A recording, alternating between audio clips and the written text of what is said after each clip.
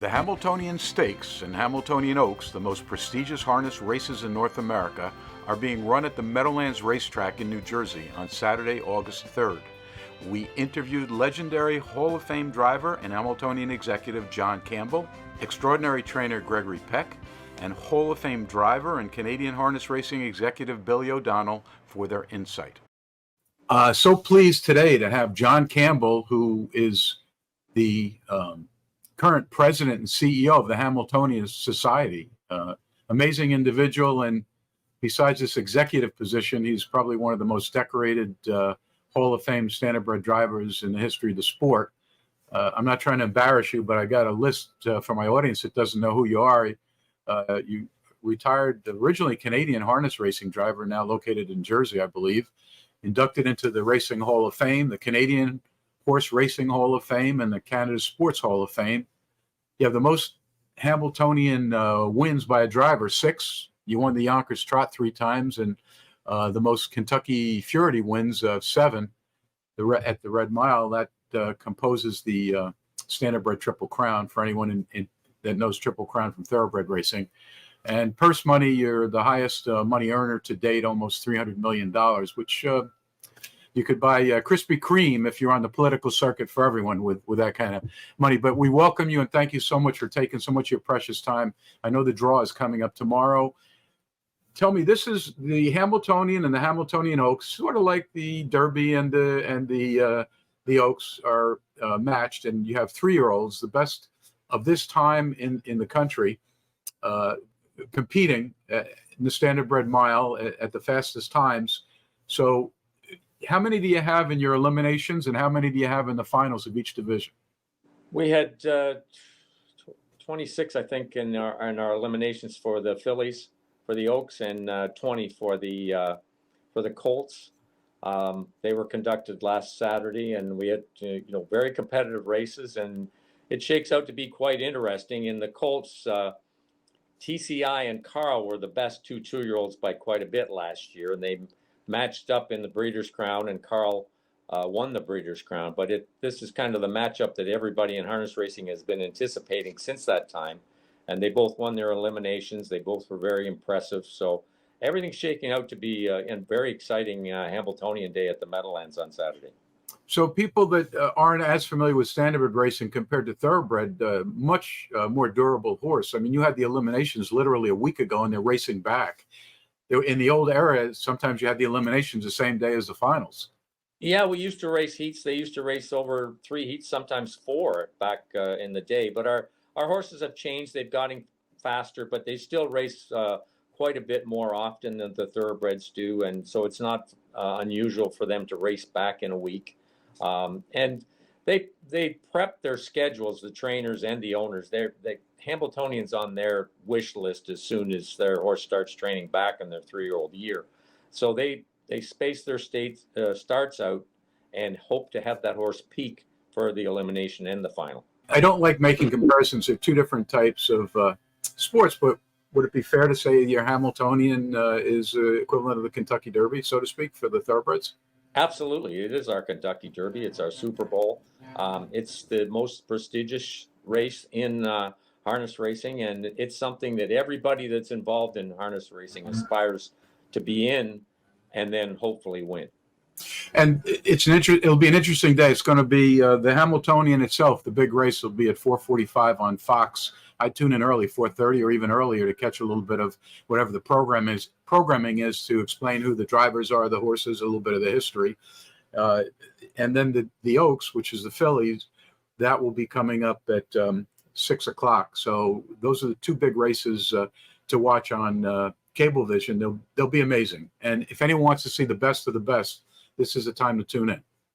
It sure is, and as you mentioned, it'll be on Network Fox, the Hambletonian, approximately 4:45. On FS1, the Oaks will go off just a little after 6 o'clock. They're part of America's Day at the Races, so there'll be lots of thoroughbred racing in action to tune in and see on both shows. Yeah, now there's 10 in each one of the finals, and that's it. It's limited, and I'm assuming it's filled and no one's scratching out as of right now. I know there's a draw on tomorrow, I believe, for the post position, right? Yes, we draw both the Oaks and the Hambletonian tomorrow. We have a draw at Dr. Patty Hogan's clinic in Cream Ridge, New Jersey, and it's well attended. It's an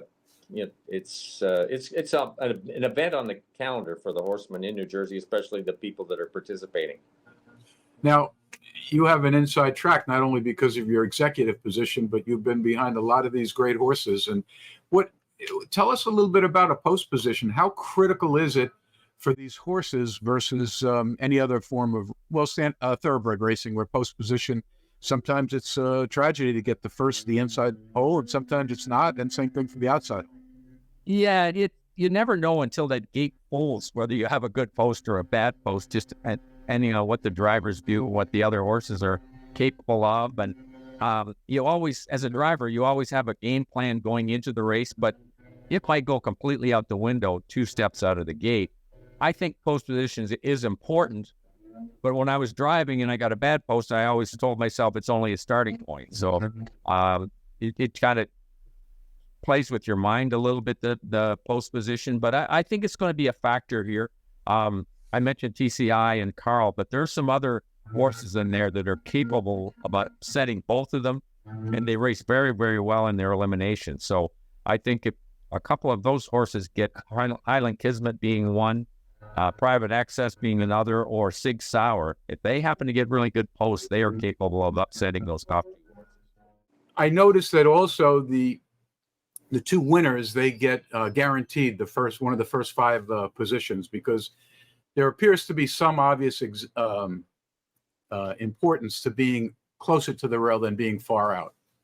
Yes, it is. We put that clause in our conditions a number of years ago, and it's to keep the eliminations competitive. Sometimes drivers were a little lax. If you just finish in the top 5, there was no incentive to win. They weren't going just as hard as what we would like. With this clause in there, it's very important if you do win. And obviously you get a good post, but the more important factor is you're not going to have a bad post. So you're not going to be on the 8, 9, and 10 and really compromise your chances. So it's really an incentive for the drivers to try and win that elimination race. And it works quite well. And so those horses they're going to have an advantage with the post. They're not going to have a bad one. But at the same time, if a couple of those horses that I mentioned before happen to draw inside them, they're capable of upsetting them. Well, I'm not a heavy gambler, but I'm sure all the networks want everyone to gamble everything they got on these races. Having said that, sometimes I'm losing my train of thought here, but sometimes there are statistics on which is the best post position or the one most likely to win. Are there such in standardbred racing? Oh, yes. Yeah, absolutely. I'm not sure just what it is this year at the Meadowlands. Usually it's between 4 and 5 wins the most races, somewhere in there. So towards the inside, but not right on the rail. Not right on the rail, yes. And if you're saying if someone's a speedster and they're lucky enough, they have like the 3rd best horse in theory, and they got the rail position and they took the lead and the horse held up the whole time, that could be bad for the competitors. It could be. I don't see that scenario. I think it'll be somebody stalking from an inside post and using that one run in the last quarter, upsetting either Carl or TCI. I don't see the other horses capable of just going to the front, cutting the mile, and holding Carl or TCI off. I think it'd be more if Carl and TCI got into a bit of a battle going to the half, that one of these other horses that wasn't used drafts along right till the last quarter would be able to zoom by and in a fast last quarter. So basically you're saying there could be someone that's a very strong finisher that's just hanging in there waiting for that opportunity for that last put the pedal to the metal. Yeah, I see that the big chance that's the biggest chance of one of these other horses upsetting the top 2. Okay, let's get down to the meat a little bit. The 2 horses that are drawing the most attention, you've already mentioned them, Carl and TCI. Carl had a little bit of a setback. He lost the previous race, the Stanley Dancer Memorial, and then he bounced back and did well. And there were some changes in the training and maybe the other aspects. And TCI's continue to come forward. But you see these guys both being solid horses. They both won their elimination divisions. Yes, they both had a couple of hiccups where they didn't win some race. Carl just one race this week, TCI a couple, but that happens. These horses, they're not machines. They just can't be on their toes and at their very best each and every start. And but their trainers, Ron Burke with TCI, Nancy Tactor with Carl, they know how to prep these horses for these races. And I know Nancy and Ron both wanted their horse to win the Stanley Dancer, but they weren't pointing them towards the Stanley Dancer. Therefore, they just weren't quite as good. Actually, it's a good time for them not to be as good. They both made adjustments on their horses after the Dancer, and it worked extremely well because they were both very impressive in the eliminations. Now it's interesting. I look a little bit at the breeding, and they're all Muscle Hills or Tactical Approach, which is a son of Muscle Hill, or Walner, or Chapter 7, and there's a Father Patrick. They're all, not all of them, but there's a high percent that are all within the same bloodline, so to speak. Yeah, the cream seems to come to the top in these major Grand Circuit races, including the Hambletonian. There are leaders in the trotting, sires, and here they are. They just, year after year, those ones that you mentioned, they keep coming up with top horses. Well, I'm going to brag here. In my earlier veterinary days, I had a little hand with a Muscle Hill when he was racing. So he turned out to. I am so proud. He's turned out to be such a super horse and such a super stallion, and I'm just proud of that whole connection and everything they did with him. I minimal part, believe me, but it was there. I don't think you can overemphasize. He's one of the all-time greats, both on the track and in the stallion barn. He's just left a tremendous impact on the industry, and his impact is going to go on for generations and generations. Now, I'm not doing this to tout my own horn. I'm really not, but I feel like I've been very fortunate. I picked these spots, even fortunate to get such a great interview with you, to be quite frank.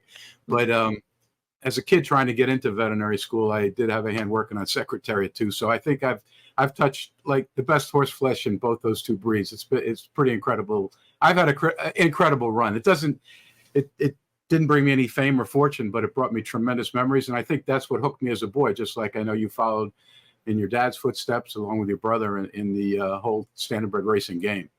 Yeah, that's pretty impressive. If you're next to Secretariat and Muscle Hill at any time, that there's very few people that got to do that. Yeah, and there's a couple in the others in the list, but now I'm doing media because I enjoy the race people, I enjoy the crowd, just like you're an executive and you're in the game, you know the people, and you're not worried about what owner's going to call you the next day and go, you messed that race up, and why did you do this, and all that kind of nonsense that goes with it. So. Well, I don't miss driving, Greg, to tell you the truth. And people say, do you wish you were out there? And I say, well, I do wish I was young enough to be out there, but my day has passed.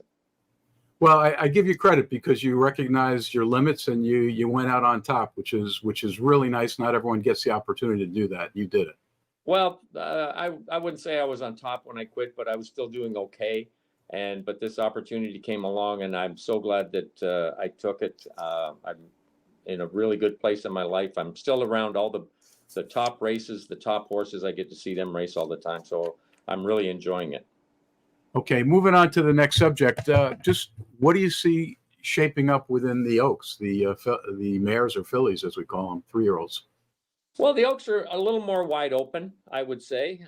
We did have some impressive winners. All three of the winners, Melina won her elimination, Alysta Hanover, and she's a bit of just a kind of a freak. She's a chestnut filly. She's beautiful, and we don't have many chestnuts that are successful like this filly, but she's on a 10-race winning streak.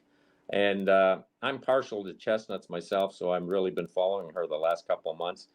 And Allegiant was won her elimination. She was very impressive as well. Smaller stables, John Butenshane trains Armelina.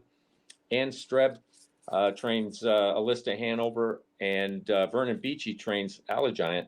So not household names, but it's from our standpoint with the Hambletonian Society, we're glad to see a broad spectrum of trainers and people participating in our biggest races.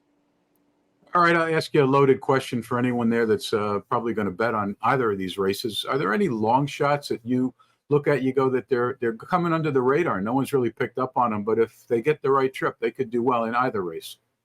Well, Buy Around, who's maybe first or second favorite in her elimination, she finished fourth, so she qualified to get in the final. If she gets a good draw, even though she was fourth, she raced extremely well. She's got back class, and I think she's going to be overlooked in the betting a little bit. She's a filly that it certainly has the potential and the ability to upset anybody at any time.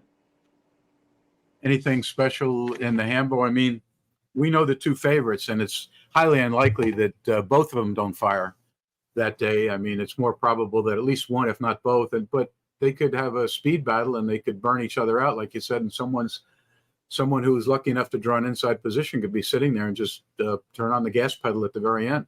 Well, I think 6 hours certainly capable of that. He actually has the fastest winning time this year, 1:50. Highland Kismet is a colt from Ontario that came down. He's just been too far back, both of his starts here into Meadowlands first. If he gets closer to the front and is anywhere within striking distance, they'll certainly be aware of him coming down the stretch because he's got a big kick finishing. And a horse named Private Access, also from Ontario, just finished second by a neck to TCI. He's a colt that I think is rounding into form and will race well on Saturday as well. Well, I was happy to hear two of your long shots have the same trainer, and that's Noel Daly. So he puts out some good stuff. I've crossed with him in the past too. So anyway, listen, thank you so much. And if the people want to come to the Meadowlands themselves in Jersey, you have a sort of a festival around that day? Yeah, we do. We cater to families and kids. We've got pony rides, but there's something for everybody on Hambletonian Day.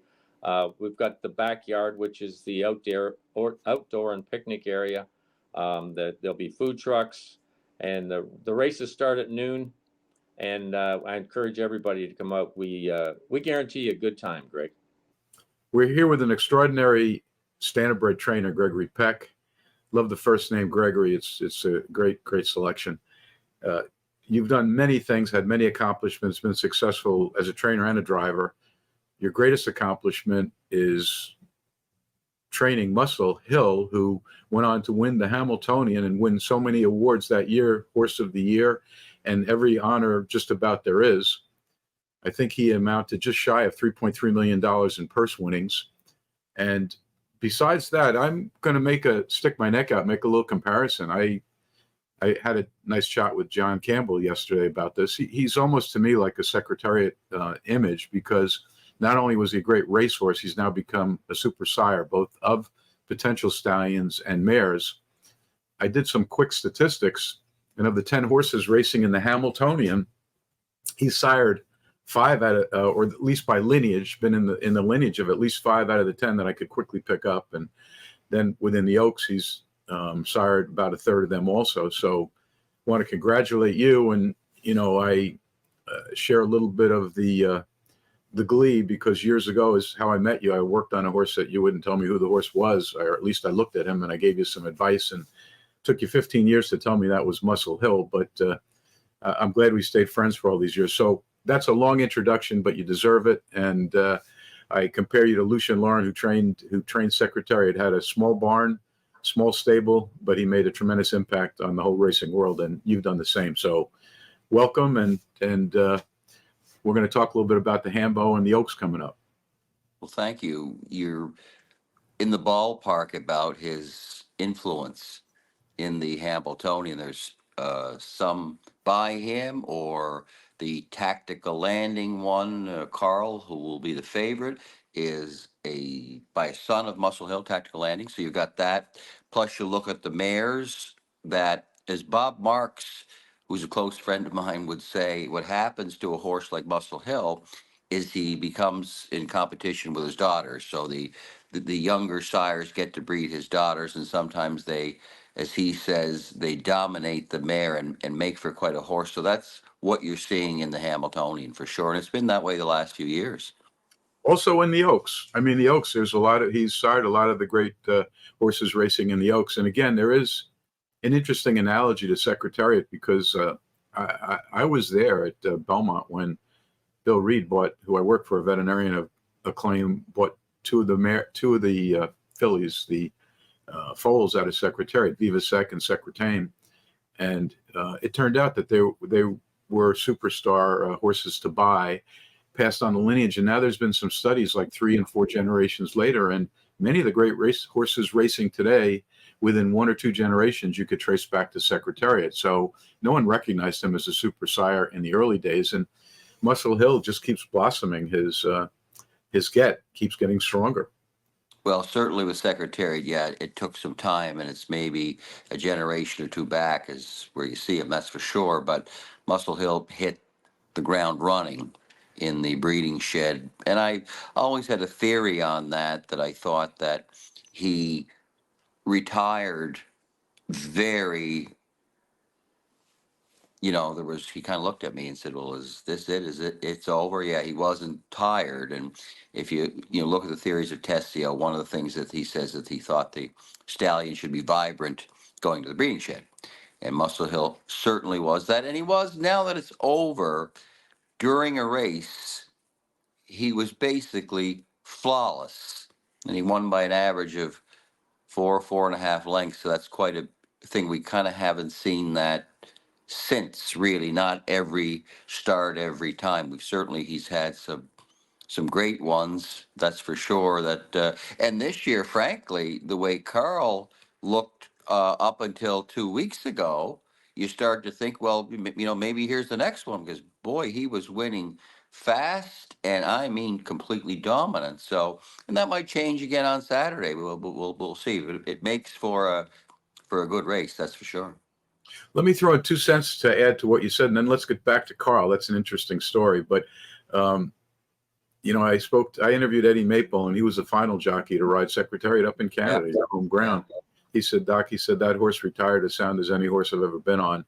Right. But your Tessio theory is accurate. There's another aspect, though, between the two breeds, where in the thoroughbreds, we don't have AI. And you, in theory, have bred many more mares in a year. So it catches up a lot more quickly in the standardbred line than in the thoroughbred line. Especially the AI goes, dual hemisphere too. If you look at some of our stallions, like a Bettor's Delight, I mean, they might breed a couple hundred here and a few hundred down there. So there's an awful lot of them. But it's that they tell me, the thoroughbreds have talked about limiting their books to 140 like us, but they never have. But I see that we kind of had the theory that because they don't do artificial insemination, that they bred a lot less. But the popular stallions, they certainly, they breed as many as we do. I mean, I was surprised to learn that they would breed, 150 mares a year. Well, this is in more current times. I remember in the Secretariat era, the limit was 40 mares. Right. I mean, that was it. And you guys are breeding, when I say you guys, the standardbred industry is breeding 150 to 200. Maybe at that time it was 140, but in Ontario, there is not a limited book. And you've had a successful sire like Bettor's Delight. As I said, he could breed as many as he wanted, really. Yeah. So, but the thoroughbreds figured a way to catch up in numbers because, let's face it, the world is run by finance. And the more breedings you do, the greater the return on the investment. Having said that, let's look at the Hambo itself. And for many of my listeners or viewers who only follow some of the cream of the crop sports like the Hambletonian, the Oaks, the Belmont, the Travers, the Polo World Championships, they follow just the cream of the crop of what's happening. This is a very great year, and I want you to size up. There's 2 superstars in the Hambo that have only met. I think they met once before, and that is Carl and TCI. And why don't you tell me quickly the rundown on what's with these 2 superstars that are both favored to win, although any day any horse could win. Well, what happened is to start with TCI, what he was your quintessential Cantab Hall, that he just stayed trotting and he did things, the same thing all the time, but he even made a break and beat them, which was kind of hard to believe, really. And I think a couple of weeks ago he did the same thing. He made a break, but he came home and got third or something like that. But he's really been a handy horse. Burke's, always come up with a good showing, like they know what they're doing. You have Ronnie's around, you have Shannon Murphy, who's from Cape Breton like I am, and Margaret Gillen, the groom. She has taken care of the Atlantas of the world, and many more. So you have that. Then on the Tactor side, well, he's won lots of Hamiltonians, and Nancy has done a terrific job, because I laugh at people when they say, well, Nancy, she got it all from Jimmy. Well, I say, I can remember Nancy working very hard as a groom. I saw her sleeping outside a stall. So, she got lucky because she worked hard too. There's no doubt about it. There's lots of people who could maybe, be passed over something like that and not do so well. So you have those two teams who will be really trying to get the horse the very best that day. And as big as stables that they are, you have to admire them. They get around to them. There's no doubt about it, and they'll be ready to go come Saturday. Yeah, so it should be an exciting race. Those two, again, for the anyone listening, Carl and TCI right now are probably the favorites, and then there's several others that are in there. The post positions are being decided today, and that might have an influence. Yeah. Again, via John Campbell yesterday, he said he always viewed it, and he's probably one of the most successful drivers of all time. He said that was just his starting point for the race. That's what he said. Yeah. He had to deal with whatever post position they gave him, but he did say Right. that generally the not on the rail, but just off the rail, I think the 4-5 somewhere in that hole generally yields the best results, and we see that also statistically with the thoroughbred racehorses. Yeah, the Irony Muscle Hill was in those years. You could choose 1, 2, 3.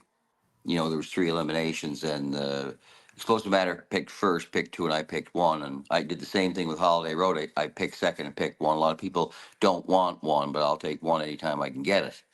That's for sure. But they've changed it this year. I think they draw, don't they, 2 to 6 or something. It goes like that. That they've kind of changed the draw. They go 1 to 5 this year. Anywhere They're 1 to 5 this year. 1 to 5. But I was unaware. I didn't get to ask that question whether you could pick the one of 5 you want, or it's just the luck of the draw. Whichever 1 to 5 you get, you get. Well, in the Meadowlands Pace, they did it. I thought it was 2 to 6, and Right. whatever one you got, you got. Yeah, it wasn't like you picked first and then you chose. Right. So yeah, they've kind of what they've kind of done is try to make it so that the eliminations are more exciting, because we've always been criticized of the fact that they say that they don't try as hard in the eliminations because they're just trying to get qualified for the final. So what they've done by doing the draw the way they've done it gives them incentive for the eliminations to be more competitive. Yeah, that's what's happened there. So other than Carl and TCI, are there any horses in there in particular? Not that I'm going to ask. You have Look at the horse from Ontario. They have been talking about him, and he closed in well the other night. Then you had one who was a very hot driver, in James McDonald, who sat in behind TCI and was right there at the wire. You have that one. You have the one that was second to Carl, and then you just, you kind of never know. But it does seem historically that if you have a heavy favorite, they get there. But now I don't know, because you say you're kind of, if you look at the years of the Muscle Hills, and you went back the other years of the Dewey Cheatham and Howe and the Donato Hanovers, they seem to be standouts, in the Hambletonian worked out that way. Where this year, again, up until the second last start, Carl looked to be the same thing. I mean, he was winning from here to the length of the stretch, and he was really doing it easily. So maybe he'll come back to that again. I see they made a few shoeing adjustments, and they seem to know what to do, come Hambletonian Day. And also, it's possible that these two superstars of the race at this particular moment, if they enter and they perform the way they're expected to perform, if they challenge each other for the lead and they, I wouldn't say burn out, but if they use all their speed, that way there could be some lucky third individual sitting there and just coasting along behind them that all of a sudden come towards the finish wire, decides to put on the gas and has something left in the tank that they could slide in there. So we just never know. No, And you never do know. I know yeah, one thing. go ahead. It's a lot of fun to be in, and you don't take it for granted. So I must say, I miss being in it. And I had one last year that got injured, and I just very quickly. A lot of people know that I've suffered from depression and been kind of out of it for over a year. And I noticed I'm not the only one, and it's a disease. And for anybody out there that I have said something that I should not have, it's not an excuse, but it's a reason. Probably why I did some things that I should not have done, and I apologize about that, and so I'm working along with that, and hopefully at some point I'll come back around. But first, I've got to get healthy. Well, I'm sure you will. I've known you for many years. I've always known you to be a stand-up type of guy. What you said was your word, and on and on. And I understand a little bit about chemical imbalances and a little bit about addictions, and I think they're all in one big sphere. And I have some friends and it's prevalent in the racing world, especially. Thank God you're not also dealing with alcoholism. But Well, yeah, I'm fortunate there. That's right. but there's many of them. Many of them get into that or some of the drugs these days, and it's a tough lifestyle. Listen, even as a veterinarian, it's been a tough lifestyle. It's not the most wholesome way to grow up. A lot of work. Oh, tremendous work. And then 24/7 type of thing. I'm going to tie back to Nancy Tackner, who deserves so much credit because, like you said, she's not one of the spoiled kids who grew up with under the shadow of a father who did well. And they tried that on her, but I saw it firsthand. That is not the case. That's right. Yeah. And I've seen many prominent families in all racing worlds that the torch doesn't necessarily get handed down just because of genetics or lineage. So she deserves everything. In fact, I wanted to also bring up that she won the Hambletonian last year with a tactical approach sire, who was the son of Muscle Hill again. So, it's all connected. Tactical landing was a different type of sire. It kind of took him a few crops, which can happen, to get good. And now he's gone from the first year they were just so on him to that's not the way now. He's really, really done well. That's for sure. It's great. So without belaboring the point much more, what do you see happening? The Oaks, just so people know, the Oaks is strictly for fillies or mares, and the Hambo, it's open to all horses. Once in a while, we do get some mares that race in there, but the Oaks is specifically uniquely for fillies and mares. Well, you have an interesting one in there. Mm-hmm. And she's a chestnut, and she was purchased by an owner who kind of was a groom years ago. Lynn Curry got back in the business, and he's been buying trotting fillies and giving them to Annie Stobie. They've done extremely well. I mean, it's let's say that they've bought 10 over the last few years. It seems that I think 9 of them were pretty good, and so that filly is quite a filly. And she's a international money, which is Antonacci, your friends, out of a Dewey and Cheatham and Howe mare. So it's not something you would think of. Then in our business, we think, well, with chestnuts, they're not as good or grays. Where in the thoroughbred business, there's lots of colors. Where the standardbred is typically bay. It seems so. So that makes the Oaks pretty interesting. Is that filly? Yeah, no, at least in Hanover is Dave Miller. You're correct. That's the one. Annie Stobe, or I may be mispronouncing it, but Stobie, yeah. Stobie. I apologize. These names after a while, it's crazy. But I did my homework, and I'm glad to know that the Antonacci's had a hand in there. They always do. I mean, that they're historically, they've been the breeders, and they put a lot into the business. I mean, they really, let's face it. I know they call him Frank the Elder, but I still don't look at him as the Elder. But Frankie Jr. and, Frank, what I would call Frankie Jr. actually was a very good horse trainer. He was second in the Hambletonian with Crazed to Dewey, Cheatham and Howe. And then he decided, he went into the recycling business. And so you don't see him around as much. But it is a very storied family. There's no doubt about it. I mean, I don't know if there'd be a Hambletonian without them, it seems. Oh, I agree with you. I agree with you. I go back to Sonny Antonacci. era and all the great horses he had, and it's transposed or transpired through several generations. They're all wonderful people. They're all hardworking people. Nothing's given to them by accident. Again, a similar analogy to Tactor and his daughter. And I was introduced to you by the cousins, the Lomanginos, when you had a few horses you had some questions about. They brought me in to see if I had any ideas for you.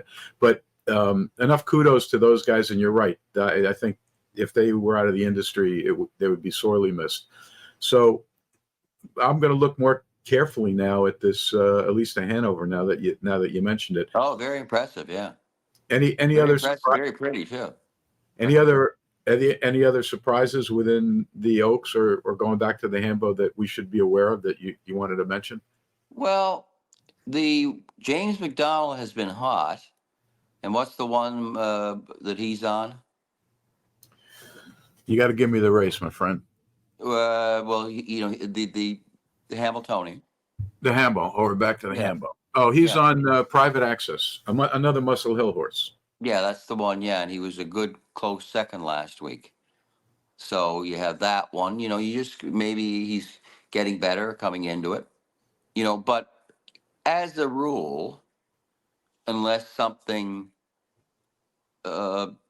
unpredictable happens, it's usually the favorites are involved most of the way or all the way, and then you see from there.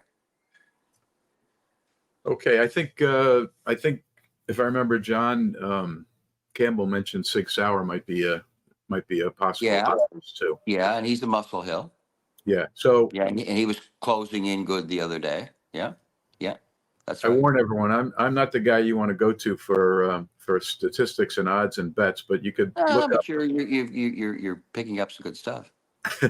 But I'm giving you my insight from the backside, and there's much more to be learned on the Hambo site and on the Hambletonian and on the Meadowlands, and listening to some of these interviews. But it's going to be a great day this coming Saturday on the 3rd, and it's going to be a country festival type of deal with the broadcast later in the evening. But for Standardbred time, it's early because generally you guys race at night. So It's well worth it going out. And if not, watching on TV, it'll be covered on the racing networks. They're going to simulcast back and forth between Thoroughbred and Standardbred. So it should be exciting. Fox Sports, huh?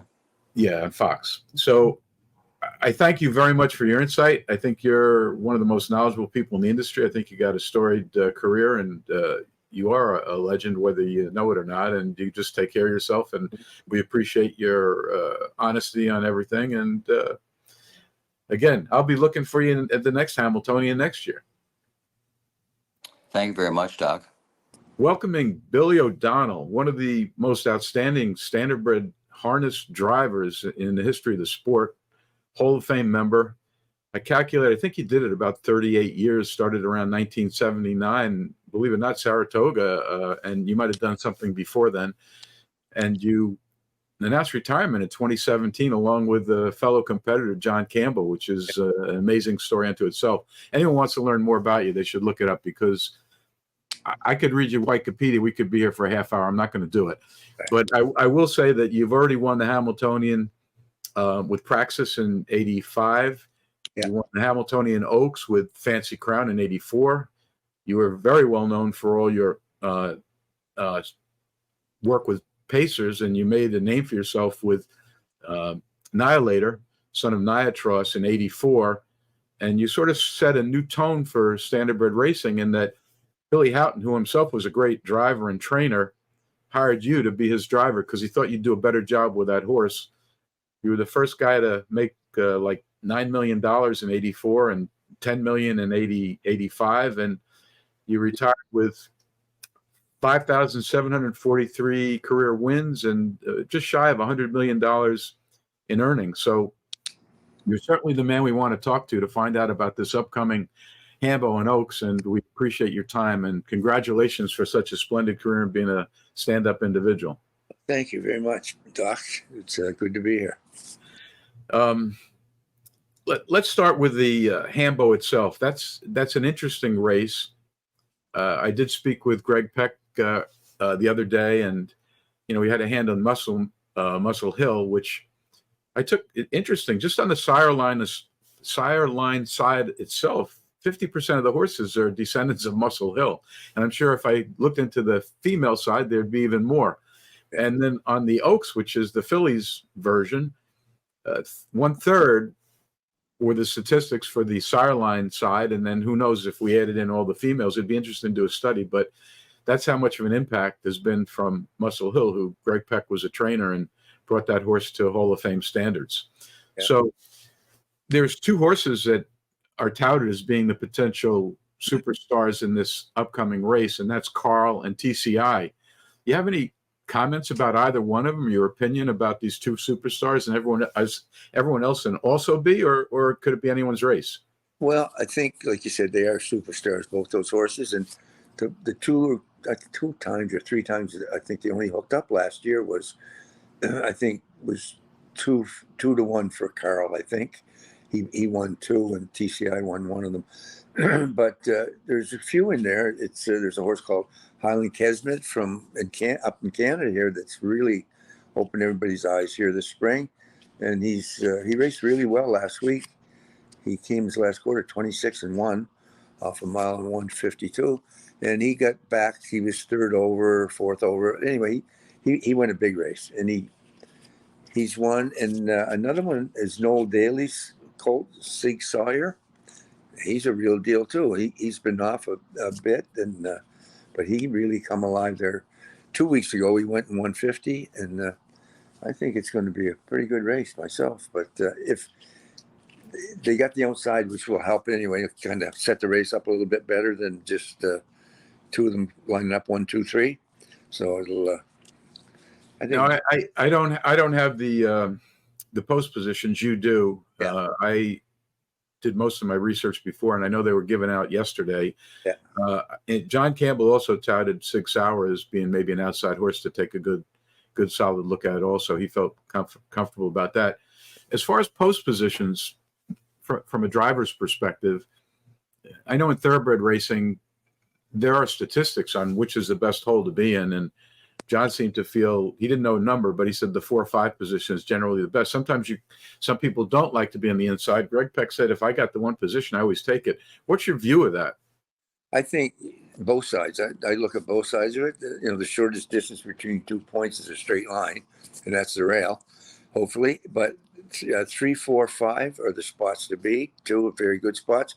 You got more choices that way. With the rail, you've got 1 or 2 choices. Just head them out of there fast, and that might take its toll on them late in the race, or take your chance and go away slow and hopefully you can get back out in the outer tier if you got a favorite or one of the ones that belong. Or the 3 or 4, you can just stay where you're at and just kind of watch what's going on.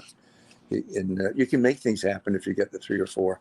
Interesting. Now, what happens on the draw, the horses that won the eliminations, they get put into a pool which they're guaranteed to be in the first 5 right. When pulled, but they don't get to select the exact position they want.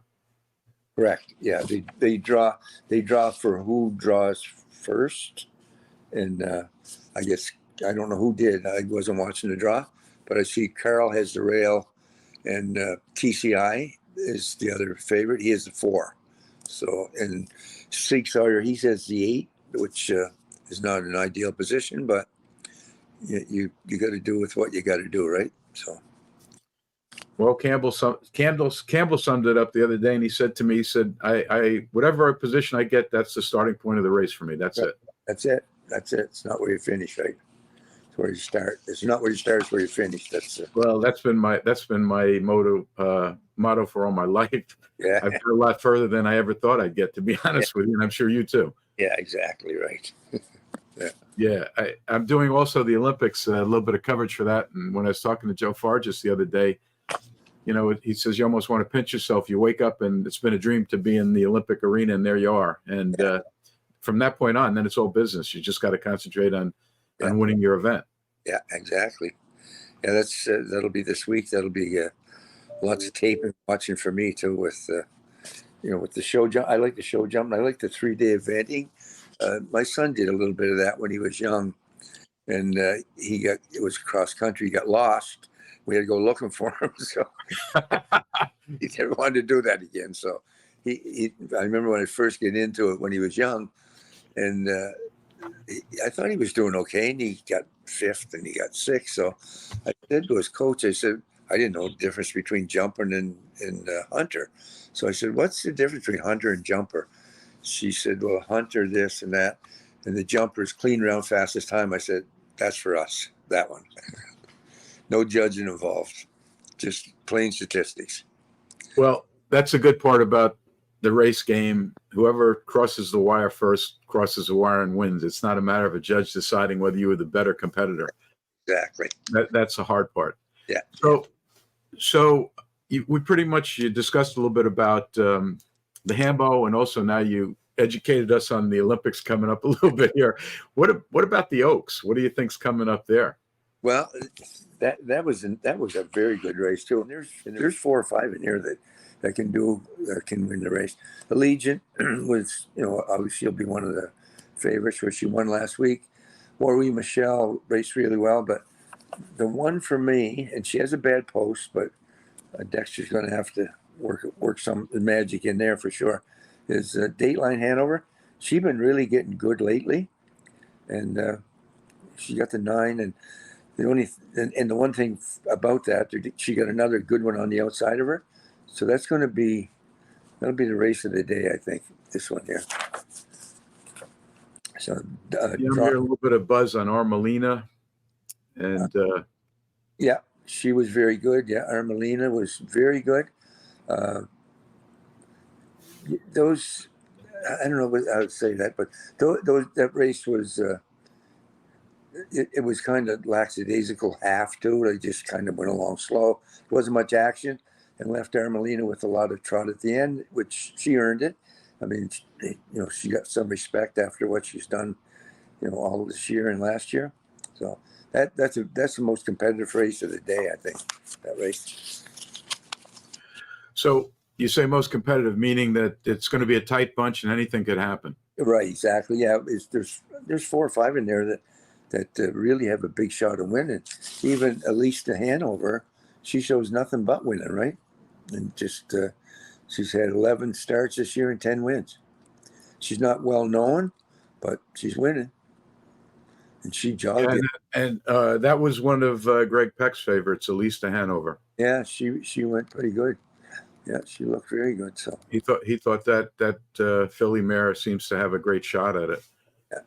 So anyway, that's for anyone that's in the gambling end, which I'm not. I'm in the story end. I like the stories behind it, and I'm not a big throw down your money and see what happens kind of guy. But anyway, that's you got a little bit of a tout for anyone that's in the gambling end of where their interest should be. Exactly. I'm going to switch back gears a little bit to the Hambo, only because I wanted to mention that Nancy Tactor won last year, the Hambo. And she's always in the mix, and she's always got a shot, and she's the one that's training this horse, Carl. Yeah. So we'll see. At the beginning of the year, he was such a big potential superstar. Only had a setback once, I believe, and we'll see if he repeats his previous performance. And he's a son of Tactical Landing, which is the son of Muscle Hill. Yeah. So for my money, probably I'm repeating what everyone should obviously know, that he's the favorite with TCI sitting right in the shadow there. Yeah. Yeah. There's, you look down there and you see the Muscle Hill. You're right. It's all over, isn't it? Everywhere. What a prolific stallion. And again, part of my conversation with Peck was, it took years for us to figure out what a superstar secretariat was besides his own race career. He was a broodmare sire at first known, and then slowly but surely a few of his sons started kicking in. Yeah. But when you look back at the overall breeding histories and you go back 1, 2, 3, 4 generations, he's almost in every one of the superstars of today.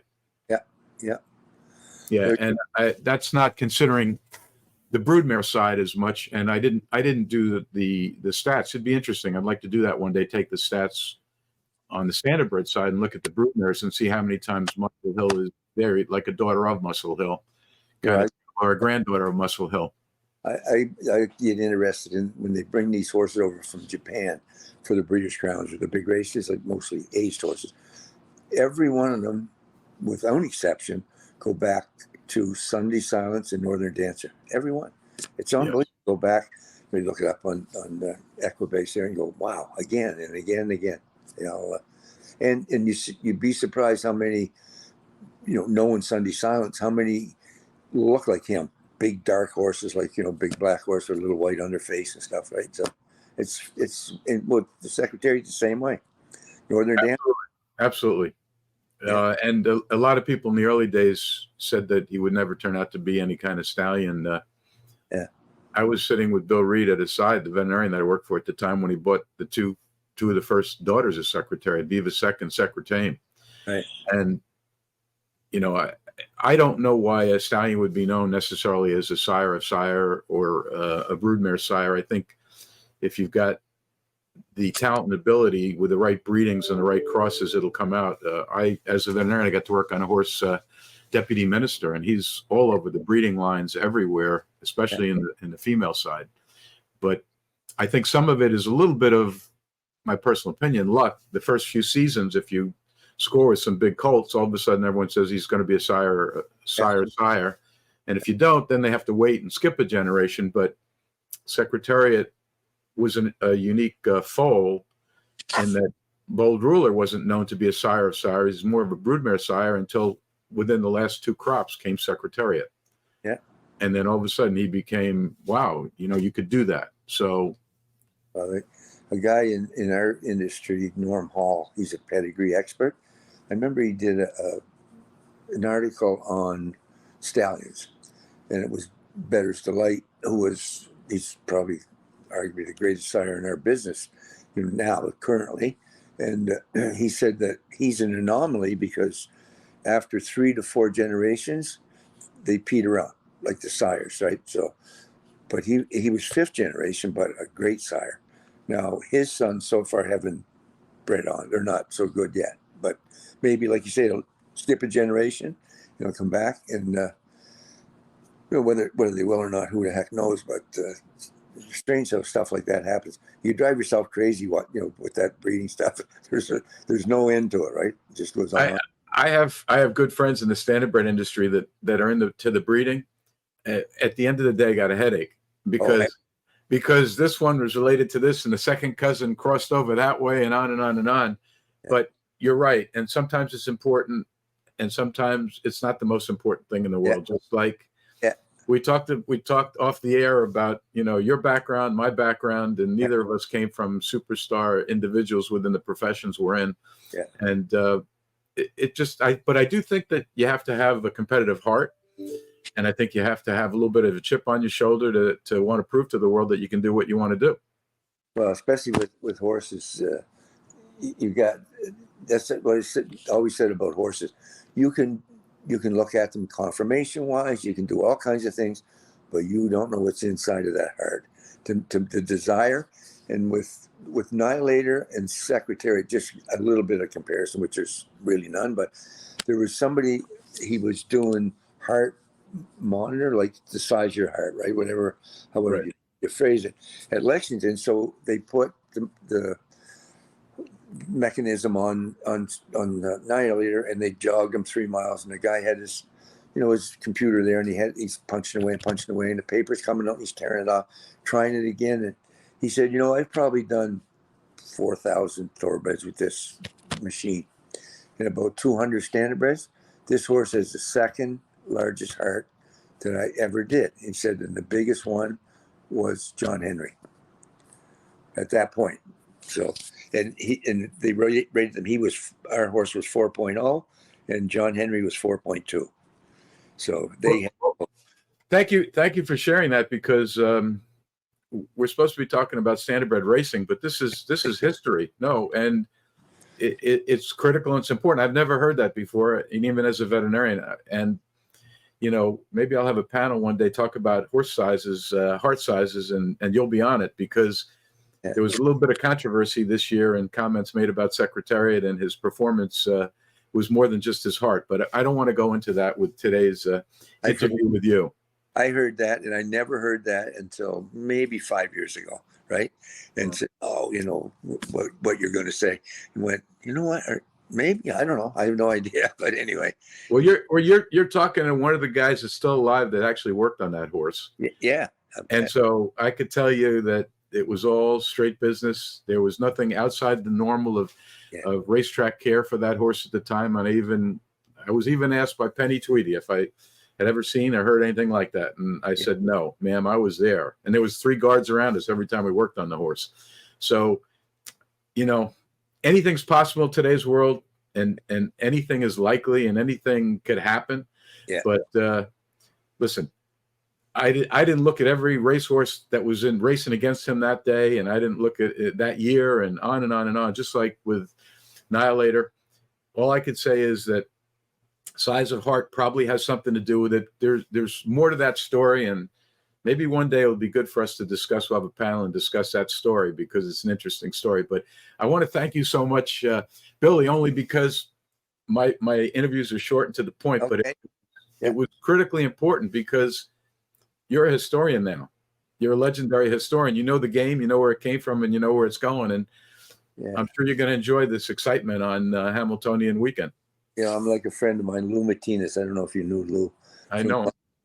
He always says, "I'm a student of the game," he said. That's what he used to say. And he was. He really was. For a guy that was from Long Island and he wasn't a horse guy per se. His dad was a barber at the racetrack. That's how he got started around the track, which is.